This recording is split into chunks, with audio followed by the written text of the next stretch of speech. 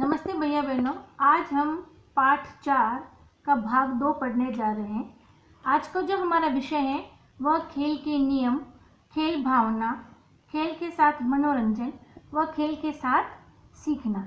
इससे पूर्व हमने इस पाठ के अंदर पढ़ा था कि आउटडोर गेम्स कौन से होते हैं, इंडोर गेम्स कौन से होते हैं तथा खेल प्रतियोगिताएं कौन कौन सी होती है, जैसे पंचायत स्तर यानी ग्रामीण स्तर से प्रारंभ होकर जिला स्तरीय, राज्य स्तरीय, राष्ट्रीय स्तरीय और अंतर्राष्ट्रीय स्तर तक की प्रतियोगिताएं होती हैं। उसके अलावा हमने खो खो खेल के बारे में समझा था, खो खो खेल के मैदान के नापतोल के बारे में समझा था और हमने खेल प्रतियोगिताओं के दौरान की जाने वाली व्यवस्थाओं के बारे में समझा था तथा किस प्रकार हम योजना अनुसार कार्य को बांटकर उसकी क्रियान्विति करते हैं उसके बारे में समझा था तथा हमने प्राथमिक चिकित्सा पेटी के बारे में विस्तार पूर्वक समझा था। आज मैं आपको कबड्डी खेल के बारे में समझाने जा रही हूँ। ध्यान से देखिए, ये दोनों ही चित्र कबड्डी खेल के हैं। इसमें भैया जो हैं वह कबड्डी खेलते हुए दिखाई दे रहे हैं। इसमें एक टीम का खिलाड़ी दूसरे टीम के खिलाड़ी में रेड देते हुए दिखाई दे रहा है। तो ये दोनों ही चित्र कबड्डी खेल के हैं। आज मैं बताने जा रही हूँ कि कबड्डी खेल का मैदान का नाप क्या होता है। तो भैया बहनों, कबड्डी खेल का जो मैदान है वह पुरुषों और महिलाओं के लिए दोनों के लिए अलग अलग होता है। पुरुषों के लिए इसका नाप होता है 13.50 मीटर लंबा व 10 मीटर चौड़ा होता है, जबकि महिलाओं के लिए 10 मीटर लंबा व 8 मीटर चौड़ा होता है। तो पुरुषों और महिलाओं के लिए दोनों ही अलग अलग नाप के मैदान होते हैं। अब इसमें कुल कितने खिलाड़ी होते हैं? तो भैया बहनों, इसमें भी खो खो खिलाड़ी खेल के समान ही 12 खिलाड़ी टोटल होते हैं, कुल 12 खिलाड़ी होते हैं, लेकिन खेल के मैदान में केवल 7 खिलाड़ी ही खेलते हैं। तो ये तो थे खो खो कबड्डी खेल के मैदान के नाप के बारे में जानकारी तथा इसमें कुल कितने खिलाड़ी खेलते हैं उसके बारे में मैंने आपको बताया। अब मैं आगे आपको नियमों के बारे में बताने जा रही हूँ। कबड्डी खेल के कुछ नियम होते हैं, वो इस प्रकार हैं। पहला नियम है, जिसकी बारी है वह खिलाड़ी बिना सांस तोड़े कबड्डी कबड्डी बोलेगा, यानी जो रेडर है वो रेड देने जाता है वह बिना सांस को तोड़े लगातार एक ही गति से कबड्डी कबड्डी बोलेगा, अन्यथा वह आउट माना जाएगा। दूसरा बिंदु है, उसे टच लाइन को पार करनी है, अन्यथा वह आउट माना जाएगा। अर्थात सबसे पहला काम रेडर का यही होता है कि वह टच लाइन को छूकर वापस आ जाए, तो वह आउट नहीं माना जाएगा। यदि वह बिना टच लाइन छुए आया तो वह आउट माना जाएगा। कबड्डी खेल का अगला तीसरा नियम है, अगली लाइन बोनस लाइन है, उसको एक पैर से पार कर दूसरा पैर हवा में थोड़ा भी उठाने पर एक बोनस अंक अतिरिक्त मिलेगा। अर्थात टच लाइन के ठीक 1 मीटर की दूरी पर बोनस लाइन होती है। अगर रेडर रेड देते हुए उस बोनस लाइन को थोड़ा सा पार कर दूसरा पाँव हवा में उठा देता है तो उसको एक अतिरिक्त अंक यानी बोनस अंक मिल जाएगा।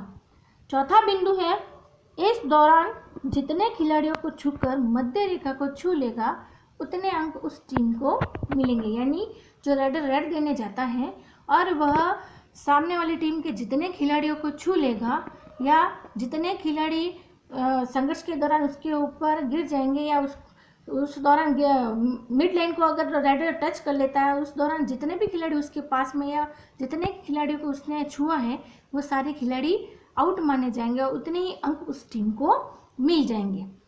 अगला नियम है, यदि वह पकड़ा जाता है तथा मध्य रेखा तक नहीं पहुंच पाता है तो वह आउट माना जाएगा, साथ ही विपक्षी टीम को अंक मिलेगा। यदि रेडर संघर्ष के दौरान स्वयं आउट हो जाता है तो उसकी टीम को किसी प्रकार का कोई अंक नहीं मिलेगा, बल्कि दूसरी टीम विपक्षी टीम को अंक मिल जाएगा। हमारा छठा नियम है, कबड्डी में आउट खिलाड़ी उसी क्रम में वापस पाले में आएंगे जिस क्रम में आउट हुए। अर्थात जो खिलाड़ी पहले आउट हुआ है वही वापस मैदान में क्रम से उतरेगा, जैसे पहला दूसरा तीसरा जो जिस हिसाब से आउट हुए क्रम से उसी क्रम में वापस मैदान में उतरेंगे। मेरा 7वां नियम है, कबड्डी खेल का नियम यहाँ बताया मैंने, 20 मिनट बाद 10 मिनट का मध्यांतर होगा, मध्यांतर के बाद 20 मिनट का खेल होगा। यानी टोटल जो मैच है वह 20 न 20 40 मिनट का होता है। पहली पारी 20 मिनट की होती है और ये जो 20 मिनट का मैच है वह पुरुषों के लिए होता है और महिलाओं के लिए 15 मिनट का मैच होता है। तो पुरुषों के लिए 20 मिनट का जो समय है वो पहली पारी है, उसके बाद 10 मिनट का उनको इंटरवल दिया जाता है, उनको मध्यांतर दिया जाता है और ठीक 10 मिनट के बाद फिर से 20 मिनट का खेल प्रारंभ हो जाता है। कबड्डी खेल का 8वां नियम है, जिस टीम के अंक ज़्यादा होंगे वह टीम जीत जाएगी या विजेता बन जाएगी। जाहिर है जिस टीम के सबसे अधिक अंक बन जाएंगे वह टीम विजेता घोषित हो जाएगी। तो ये हमारे कबड्डी खेल के कुछ नियम थे जो मैंने आपको विस्तार से समझाए। अब हमारा अगला टॉपिक है खेल भावना। खेल भावना होती क्या है? जैसा कि इस चित्र में आपको अच्छे से दिखाई दे रहे हैं, या कुछ भैया बहन खेल खेल रहे हैं और खेल के दौरान एक साथी खिलाड़ी को चोट लग जाती है, उसके पाँव में मोच आती है, तो विपक्षी टीम का खिलाड़ी जो है वह तुरंत उसको मैदान से बाहर लाकर उसके पाँव में आई मोच के ऊपर मलहम पट्टी करता है, उसके पैर को आराम पहुंचाता है। इसी को हम खेल भावना कहते हैं। यानी इसकी खेल भावना की क्या परिभाषा हो सकती है वो बता रही हूँ मैं आपको। खेल खेलने के दौरान खिलाड़ी को चोट लगने पर खेल भावना के कारण विपक्षी टीम के खिलाड़ियों द्वारा घायल साथी की मदद की गई वही खेल भावना कहलाती है। बिना किसी भेदभाव के वह मेरे शत्रु टीम का खिलाड़ी है या वो मेरा मित्र नहीं है, ये मेरे विद्यालय का नहीं, इस प्रकार का बिना कोई भेदभाव किए उस खिलाड़ी की मदद करना, उसकी चोट में आराम पहुंचाना, यही खेल भावना है। तो इस चित्र में आपको स्पष्ट दिखाई दे रहा है खेल भावना किस प्रकार की बताई गई है और किस प्रकार घायल खिलाड़ी की मदद की जा रही है। इससे अगला मेरा विषय है जो अपना है वह है खेल के साथ मनोरंजन। तो भैया बहनों, खेल के साथ मनोरंजन किस प्रकार किया जाता है वो मैं आपको बताने जा रही हूँ। इस पार्ट में दो भाई बहनें नीलम और आरिफ वह चोटिल खिलाड़ी के वहाँ पहुँचते हैं, कुछ बातचीत करते हैं, तो उसमें मनोरंजन की बात आती है। वो किस प्रकार होता है देखिए। दिन भर चलने वाली खेल प्रतियोगिताओं के बाद रात्रिकालीन सभी विद्यालयों के खिलाड़ी सांस्कृतिक कार्यक्रम का आयोजन करते हैं, जिसमें प्रत्येक विद्यालय के खिलाड़ी उस कार्यक्रम में अपनी टीम की तरफ से प्रस्तुति देते हैं। जैसे किसी ने समूह गीत गाया तो किसी ने नृत्य की प्रस्तुति दी, तो किसी ने एकल अभिनय किया, तो कोई शिक्षाप्रद नाटक का मंचन करते हैं। यानी दिन भर की चलने वाली खेल प्रतियोगिताओं के बाद रात्रिकालीन सभी विद्यालयों के खिलाड़ियों द्वारा कोई न कोई सांस्कृतिक कार्यक्रमों का आयोजन किया जाता है और उसको सामूहिक रूप से वहाँ सभी प्रकार अपने विद्यालय की अलग अलग तरीके से प्रस्तुति देते हैं। तो इस प्रकार प्रस्तुति देकर वे सामूहिक रूप से अपना मनोरंजन भी करते हैं। अगला मेरा विषय है वह है खेल के साथ सीखना। हम खेल के साथ क्या क्या बातें सीख जाते हैं हमको स्वयं को पता नहीं चलता है। तो क्या क्या पॉइंट है और क्या क्या बातें जो हम खेल के साथ सीख जाते हैं उसके ऊपर मैं आपका ध्यान अंकित करना चाहती हूँ। पहला जो है वह सभी के साथ मिलजुल कर रहना। हम खेल ही खेल में सभी के साथ मिलजुल कर रहना सीख जाते हैं, अर्थात हम बिना किसी भेदभाव के एक दूसरे की मदद करना, एक दूसरे के साथ रहना तथा दूसरे के दुख में दूसरे के दुख को अपना दुख समझते हुए उसकी मदद करना, ये सारी बातें हम सीख जाते हैं। दूसरा बिंदु, कमरे की साफ सफाई करना। हम खेल के दौरान अपने स्वयं के कमरे की सफाई करना सीख जाते हैं। मिलजुल कर भोजन बनाना, पीने का पानी भरकर लाना, खाना परोसना, सभी सामान को व्यवस्थित रखना। यानी हम खेल के दौरान सभी को खाना परोसना है, सभी के सामान को व्यवस्थित रखना, यानी ये सामान किसका है किसका नहीं है वो दूसरे टीम के खिलाड़ी का, ऐसी कोई भावना नहीं रखते हुए सभी के सामान को व्यवस्थित रखना। इस प्रकार हम ऐसी अच्छी बातें सीख जाते हैं। और सातवां अंतिम बिंदु है बिना भेदभाव किए सभी के कार्यों में सहयोग करना, अर्थात वह दूसरी टीम का खिलाड़ी है, वह विपक्षी टीम का खिलाड़ी है, वह हमारे विद्यालय का भैया नहीं है या वह हमारी जाति का नहीं, इस प्रकार की बातों को नज़रअंदाज करते हुए बिना कोई भेदभाव के सभी की मदद करते हुए सभी के कार्यों में सहयोग करते हुए हम कई अनेक कार्य करते हैं जो हमको पता ही नहीं चलता था। हम खेल के साथ साथ कई अन्य प्रकार के कार्य सीख जाते हैं। तो भैया बहनों, आज ये हमारे पाठ चौथा पूरा हुआ। इसमें हमने क्या क्या सीखा है, हम सीखने के बिंदु मैं आपको यहाँ बता रही हूँ। इस पाठ में हमने सीखा खेल अच्छे स्वास्थ्य के लिए आवश्यक है। दूसरा, हर खेल के अपने नियम होते हैं जो मैंने आपको अभी समझाए।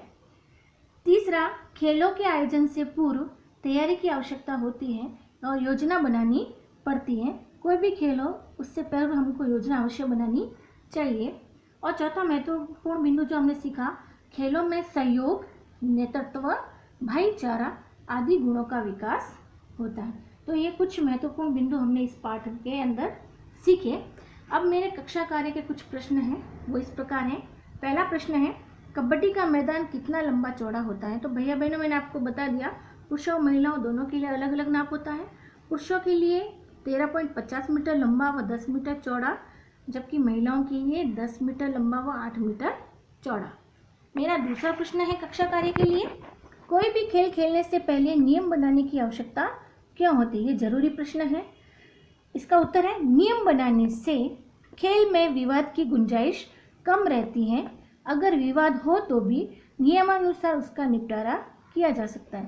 खेल के मैदान में अगर कोई विवाद खड़ा भी हो जाता है तो नियमावली को देखकर उसका निपटारा आसानी से किया जा सकता है।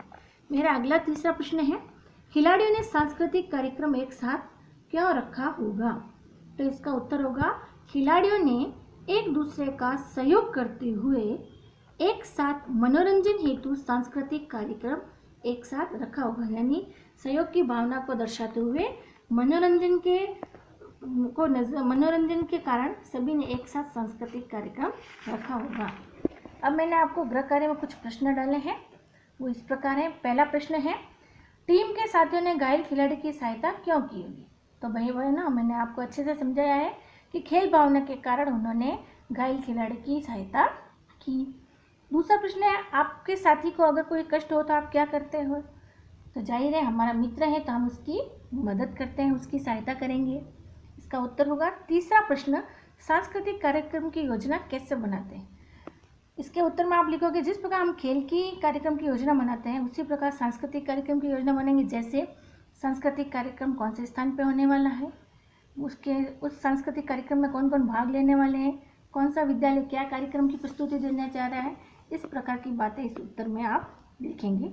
और मेरा चौथा गृह कार्य प्रश्न है और अंतिम प्रश्न, आप यदि किसी खेल प्रतियोगिता में जाएं तो आप कौन कौन से काम करेंगे? अभी मैंने आपको खेल के साथ सीखने के काम बताए, उसमें से आप सभी काम को यहाँ लिख सकते हैं। जैसे पानी भरना, खाना परोसना, मिलजुल कर रहना, एक दूसरे का सहयोग करना, ये सारी बातें इस प्रश्न के उत्तर में लिखेंगे। तो आज हमारा ये चौथा पाठ खेल प्रतियोगिता पूरा हुआ। मुझे उम्मीद है आप सबको मेरे ये चार्ट के माध्यम से समझाने से आपको अच्छे से समझ में आया होगा। एक बार आप इसको पुनरावृत्ति में स्वयं पढ़कर, स्वयं इन चार्ट को समझकर अवश्य सीखने का प्रयास करें। धन्यवाद।